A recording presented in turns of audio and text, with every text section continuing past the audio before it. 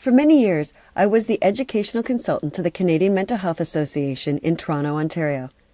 In that capacity, I developed several mental illness awareness workshops for frontline workers, agencies, and caregivers.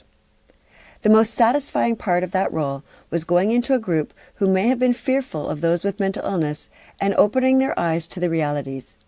The proverbial light bulbs would go off, the stigma would be lifted, and their minds opened on to how they could better the lives of those who were experiencing a mental illness.